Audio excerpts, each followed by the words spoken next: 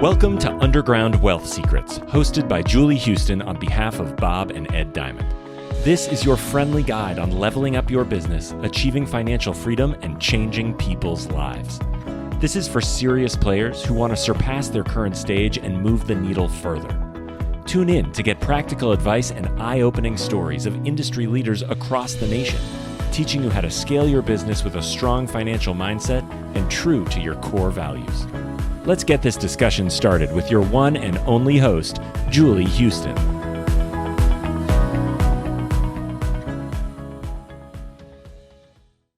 Hey everyone, it's your host and moderator, Julie Houston, on behalf of Bob and Ed Diamond with Underground Wealth Secrets podcast. And today we have a guest that I am really excited to speak to. He's got an incredible background, a great story, and I'm sure we're going to learn a lot of things that are working and not working. And Matt Leitz, I want to welcome you to the show. Matt, it's such a pleasure to have you. Welcome. Thank you so much. I'm excited to talk about wealth because that's a topic I'm still exploring and learning myself. So hopefully we can all make some progress together in this journey. I love it. So before we get started, do you mind maybe just telling our audience a little bit about yourself and your background and kind of where you came from and how you ended up in the seat you're sitting in right now on this podcast?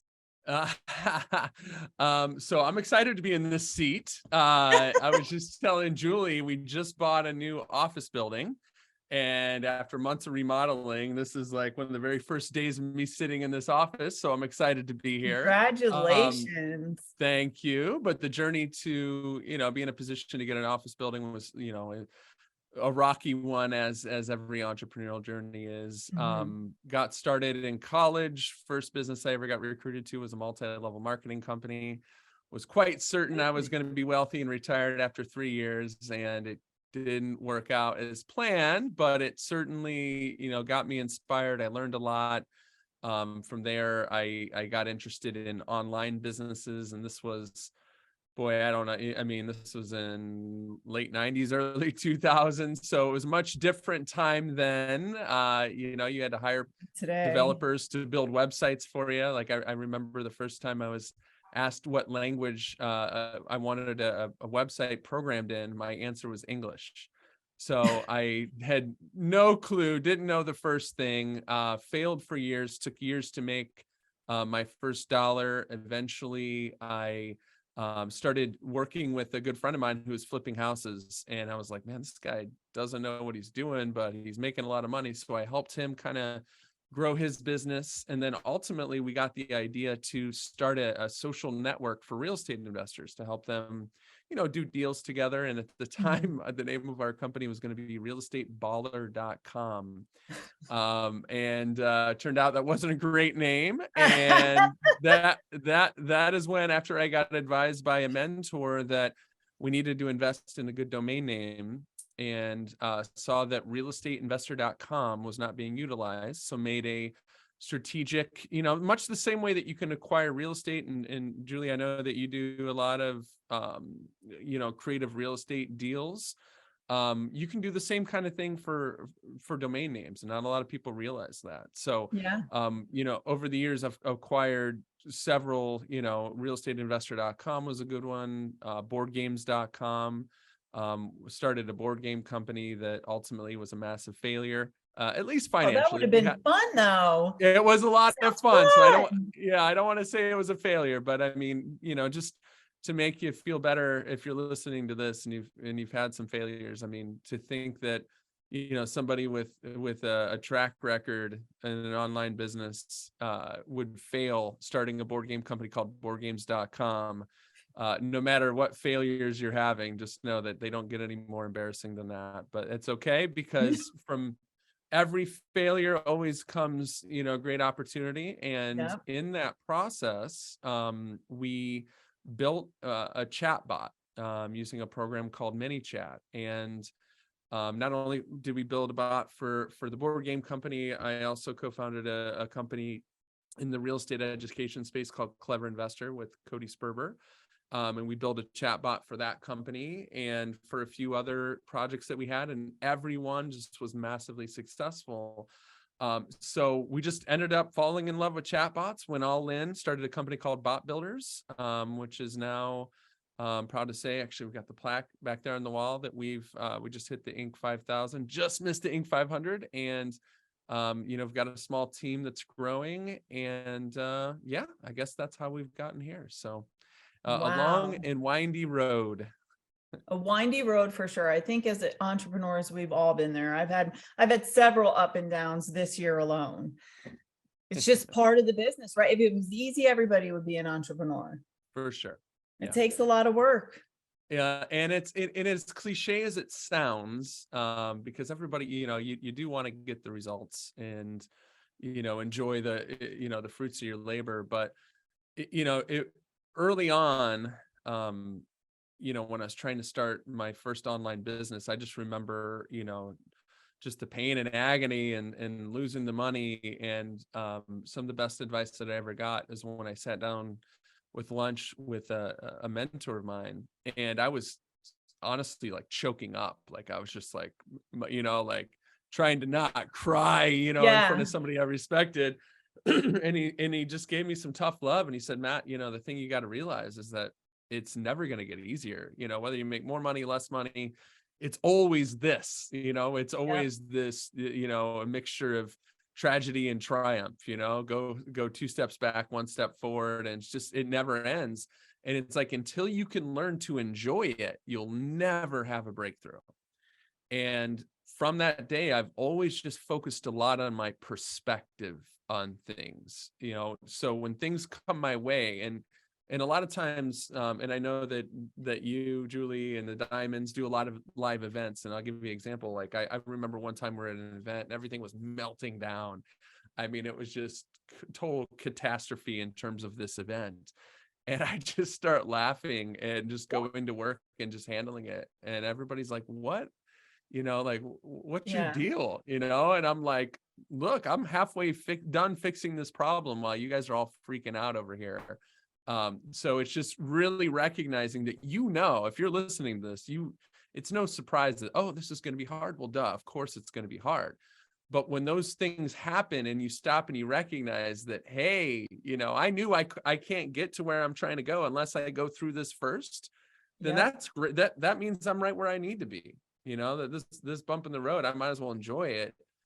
Because if I'm not enjoying it, then man, just throw in the towel. Like, it's not even worth it. It's truly not.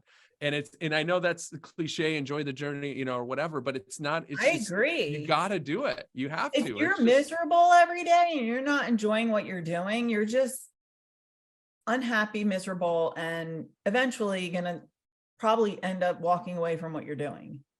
That's right. Yeah. And you should. I think passion plays a big role in any business that you have or run. Yeah. And in terms of passion, one of the best things that I've ever heard on that topic, I'm trying to think of I think his last name is Rowe. He had a show called Dirty Work. I remember that, Joe Rowe.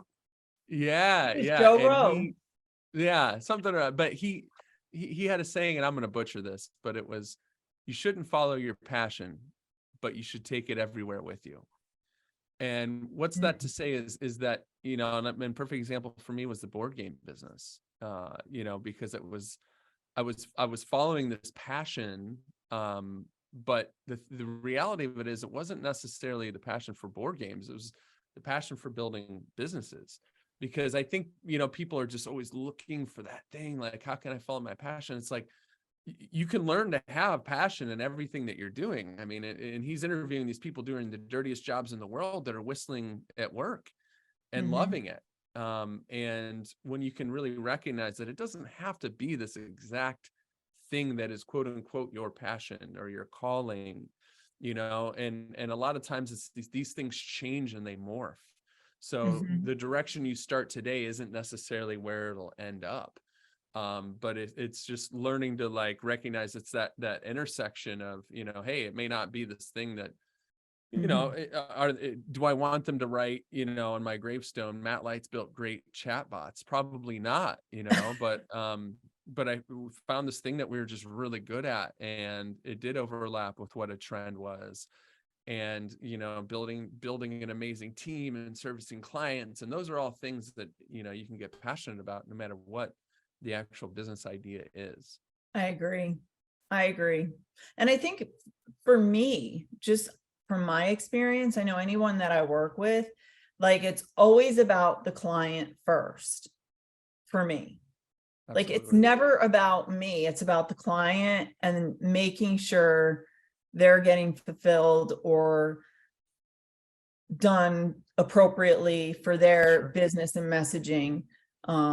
So I think one of the things I'd like to share with people is getting really clear on what you're all about, and in terms of your relationship with your customers, your relationship with your team, your relationship with the world. And the way to do that is to create a set of company values in which you make all decisions. For us, we've got these values that we just, and I think a lot of times companies do these things that nobody really ever cares, and maybe they reviewed once a year. But for us, our values are things that you hear repeated constantly, right? So like in terms of our relationship with our customers, one of our values is we're in this together. And it's just this thing where it's just recognizing, hey, we help you, you help us, we're a small business, you're a small business. Another one of our values is growing together, and it's just by immediately indoctrinating all team members and all not even all paying clients. We'll even share these things with our non-paying potential. client. Yeah. We do the same thing. And Like just, my whole team right now is currently working on one client and none of them are really involved with it, but we're a team. And like my team is stepping up and they have my back as a team to help. And that goes like whirlwinds ahead, because today it's like hard to find good, reliable people. Yeah. Too. Yeah. And when you find them, it's you got to treat them well. Most entrepreneurs are a pain in the ass. Like I'm a pain in the ass. Like just yesterday, there was a meeting where I'm just like, man, nobody in my team is feeling me on this one particular topic, and it just made me go, okay, stop. Let's anchor back.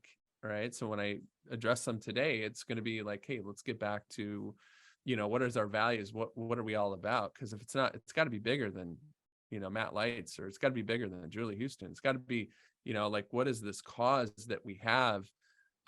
Because at the end of the day, you got to create a movement if you want to create wealth. There's got to be something to rally behind.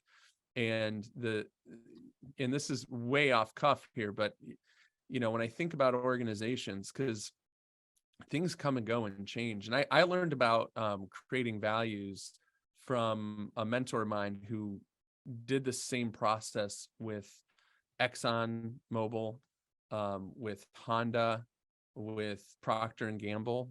He just really, I mean, at the end of the day, I sat on a small board with him, and just became friends, and just, it didn't matter what I brought to him. Every single thing always anchored back to the same exact thing. It's like, what are your values? Like, how do your values answer this question? Right. And if you're deviating from that, then you're going to lose it. And, the big thing, I think, to recognize, if you're listening to this and you don't have that set of values, or if you have a set of values and it's not something that's real, right? Meaning it's not on your wall, your people aren't repeating it on a regular basis. And you might go, well, it's just me. Well, that's even more reason to sit down and really clarify that. So if it's just you, it's pretty easy because you don't have anybody to run it by. But even if you just have one person, yes, you could be the person that creates them, but then you look at them, you agree to them, and now we have a universal language in which we can grow from. I love that. I did that with my team when we started our company. The first thing we did was sit down as a team to review like what our core values are as a company and what our values are for our clients. Because it's about that. it really boils down to them first. That's It's great. always about them. Yep. It's just, Our number one company value is empowered to succeed. And that's, and we tell our anybody who works with us, look, if there's ever a moment, and this is both internally and externally, if there's ever a moment where you don't feel empowered to get your desired result, meaning that you've got the training, you've got the support, you've got the tools, you've got the guidance, it's your responsibility to speak up and let it be known. And we're going to make sure to rectify that, to make sure that you've got everything you need to be empowered to succeed, because it's vital that we remain in alignment with our values. absolutely. So I got to ask you, Matt, in all your years in entrepreneurship, is there one major big thing that was your holy crow moment, a learning experience that you could think of? I mean, I'm sure we all have them, but is there any particular one yeah, that's like there's many. sticks out Yeah, I think the thing that I that brought you up could give earlier, advice to our audience on from Yeah. something you experienced? yeah, I'll come back to the example I made earlier of, acquiring domains creatively, just realizing that, like, really you can get anything done. There's no playbook for exactly how to do things. And it's, the diamonds are a perfect example. I mean, they took a situation where it's like, hey, there's this money, this overage that people don't know about. All right, if we can help people to go get that money, then I'll do it on their behalf, and then they'll give me a cut of what they make. I mean, nobody gave it. There wasn't, of course, if you can get somebody else's plan and save a lot of time, that's great. But just realizing that when you're playing this game, you can set the rules as long as it's a win-win and it's not breaking the law. Whatever it is, it's going to help Do not achieve break the deal. law.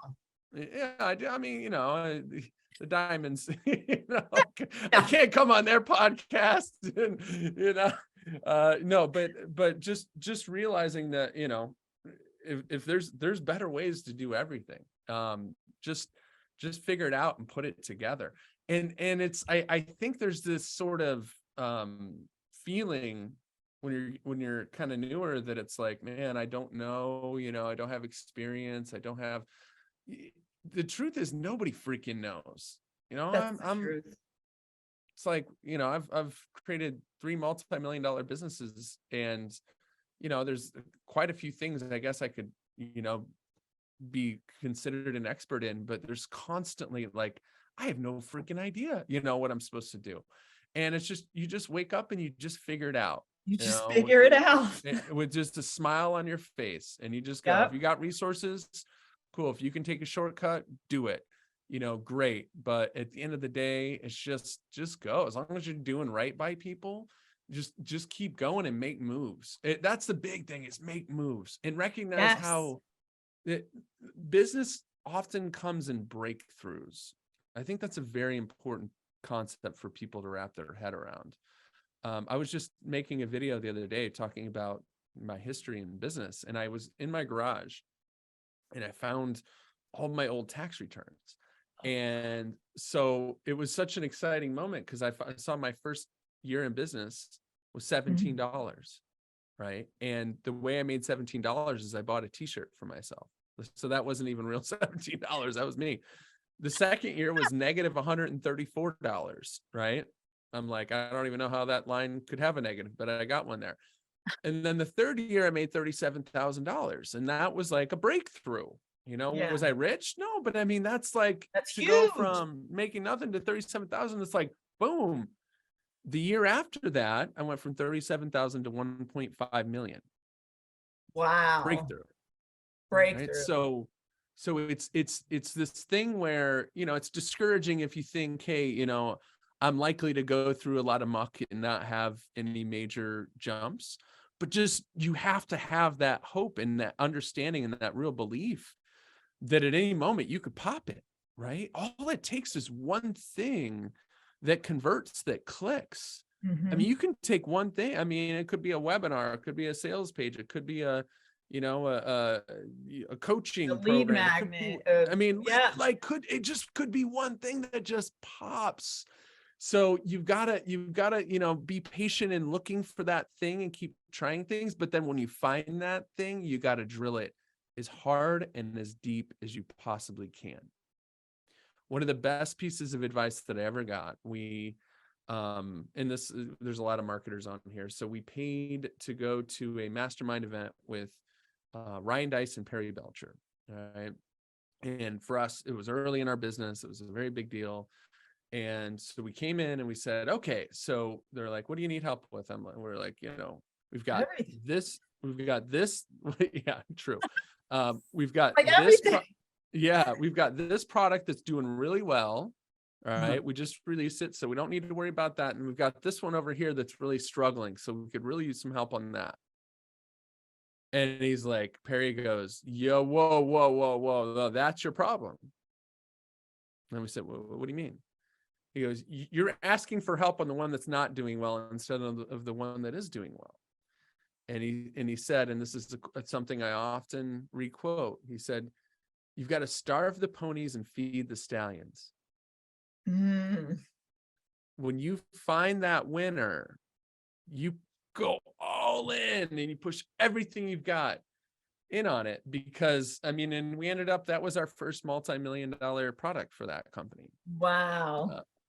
Because it was like, hey, we can optimize this thing that's got traction, right? That's making us money. And that optimization would take the same amount of work as this one over here that might never even take off. It might never go anywhere, but this thing has already proven that it's got some legs, right? If you can take one thing and just optimize the heck out of it, right? I think about the diamonds. It's like, they don't have 18 webinars, right? They've got one really, really good one that they just in one product. I'm sure they have more, right? But it's like, that's their lead edge, because you can always add things on the back end. Yes. That's the important thing to realize, is you can always add more stuff. But if you don't have one thing that's giving you a way to predictably grow and scale your business, then none of the other stuff matters at all. Like, that stuff should get like a small fraction of your time and attention, and your energy needs to go on the thing that's going to give you, it's the tip of the spear. It's the thing that's going to lead, that's going to bring the people in, and then you grow from there. But until you have that thing, you got to just focus everything you got on getting that thing that's going to give you the growth. That's like incredible feedback.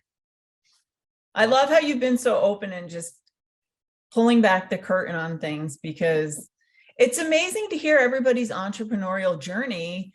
And it's good for, all the viewers, especially today, to see like there's a world of opportunity out there for you, if you have the desire to take the entrepreneurial path.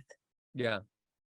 And you can enjoy getting beat up, just knowing that breakthrough awaits, and when it comes, you celebrate. You got to enjoy it. You got to just, every time you get a win, it's just a sign from the universe. Keep going. Let's go. And show up every day and smile. Just keep I love going. that. So I got to ask, is there any like one or two books you would recommend for our viewers to read? I like to ask this occasionally, because I know, us entrepreneurs are always reading, or most of us are reading some. I don't read a ton of books, admittedly. I think partially because I don't have very good attention span, and I'm also not a very good reader. Although I'm getting better over the years. I'm like, but they said they diagnosed that I had a little bit of dyslexia as a kid. So like I do more, I'll listen to stuff more than I'll physically read it. But I think it just kind of depends on where you are in your journey. If you're looking for a little bit of inspiration, on your path, I think The Alchemist is, an amazing book to, give you that inspiration and guidance to go find your thing. I probably would recommend a lot of the same, it is elementary as it may sound. If you haven't read How to Win Friends and Influence People, it's just a staple. I mean, you gotta, I have you my gotta, whole team reading that book right now. wow. Yeah. I mean, I have them all reading that book. there you go. I mean, at the end of the day, if you just mastered that book, you don't really need a whole lot of others. I mean, that's really as good as it gets. But there's so many good books. It's just, to me, I read a little bit different. I'm more of like, where I'm at a time where I need something, I just go to Amazon and just find what it is that I need. I And love then, you. or I just, and my wife's like, why do you have all these books that you don't read? Because I rarely ever just pick up a book and read it from cover to cover, but I very frequently go, oh, okay, all right, I need a little bit of inspiration on the topic of abundance, and I've got, I love or that. and this is the book that I just, recommended to you, The Alchemist. So and this is a little different in that it's a story, but I just have this I don't know, this uncanny tendency to almost get called to what it is that I need to read at the right moment. And I can't even put a, like, just, it's just so much value comes into, I open up a book and I'm just like, oh, and I'll find exactly what it is that I need when I need it. So I don't, maybe I'm discouraging people from reading, so I don't know if that's the answer Not that you're at looking all. for here. You're actually letting people know that it's okay. You don't have to read books like all the time. You can listen to audio. There's other methods and ways to get information that you need. Yeah. And a hell of a lot of people way smarter than me would say that that's horrible advice and that you should read a book every week. I don't know. The older I'm getting, I'm just realizing that I gotta just go with what works for me a little bit more. And quit, it's like, yes, I want to improve, I want to get better, but sometimes it's like when I try to do things in a particular way that isn't my style, it's just, it's painful, and at the end of the day, it doesn't get me where I want to go faster. Amazing feedback. For our viewers, again, anything we discussed today with Matt, you can get more information at undergroundwealthsecrets.net/Leitz, Leitz. Right. Yeah. And we'll make sure that link is a really tough one for the people. Right. I'm looking at you too. I'm looking at you like, while I'm spelling, I'm like LE. Yeah. /LEITZ. Yeah. Yeah. So it's undergroundwealthsecrets.net/LEITZ. And we'll have more information about everything that Matt and I discussed today. Matt, before we close, do you have any final words you'd like to share with our audience before we close? The wealth, I think, is a great topic. And I think I'm giving a lot of advice here that's probably not as pragmatic as maybe people want, especially since, I teach chatbots. If you want to learn about a specific skill, go learn it. I think in listening to this, the topic of abundance, for example, here's two books, right? Written by two of the leading thought leaders of our time, right? This one is Deepak Chopra. And this one is Peter Diamandis. Okay. And this is the guy who, taught Elon how to go, into space. And these two books, even though they literally have the exact same title, are coming from a completely different perspective. Peter Diamandis is like, hey, if we want to get abundance, what do we physically need to do to achieve that? We need to feed people. We need to get energy. We need to do these things. Whereas Deepak Chopra is, hey, look, there's never ending abundances all around you. You just need to learn how to tap into it. You need to look at it from the inside out. And I do think that, a very big piece of this, no matter what you're trying to do, is just, if you're getting onto this because you're looking to generate wealth. I mean, I know plenty of people with lots of money who are not happy. And I really do believe that the very first step is learning to appreciate and recognize everything that you've got that's amazing. And that can just happen with the smallest habits. So every morning when I wake up and I pour my glass of water, I take 30 seconds just to have some appreciation for everything that I have. Because if you're listening to this, chances are there's many people around the world that would consider you already to be wealthy. And it's this thing where, yes, you want to go for more. We're not trying to compare ourselves to paupers here. But just knowing that if you're not feeling that level of appreciation for everything that you have, then it's not going to matter if you have a little bit more.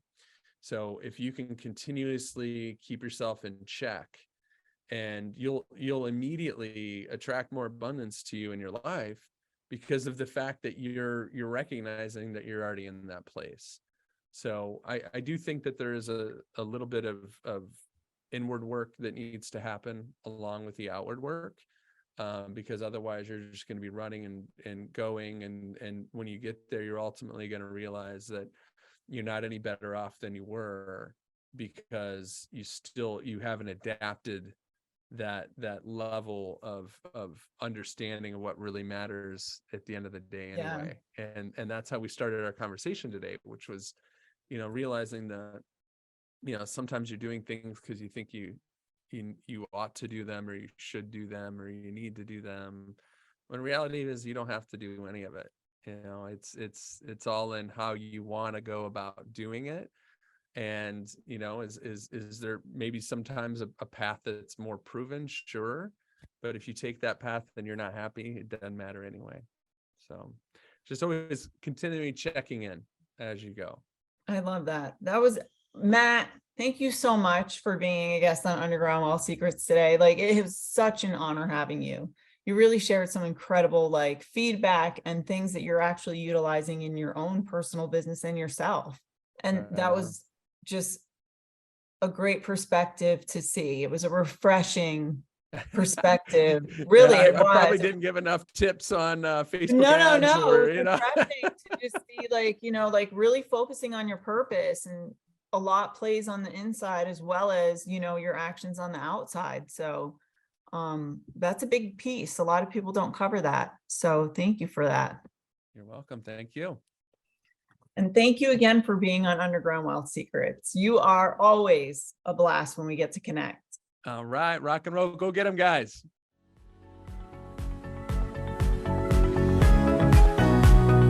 Thank you for listening to this episode of Underground Wealth Secrets. May these nuggets of wisdom lead you to finally discovering your true potential. Become one of the most reliable businesses out there that's dedicated both to filling up your bank accounts and leaving a positive impact on your community. Get more informative and engaging conversations like this one at undergroundwealthsecrets.net. Don't forget to leave a positive rating and share with your friends. That's all for now. Until next time.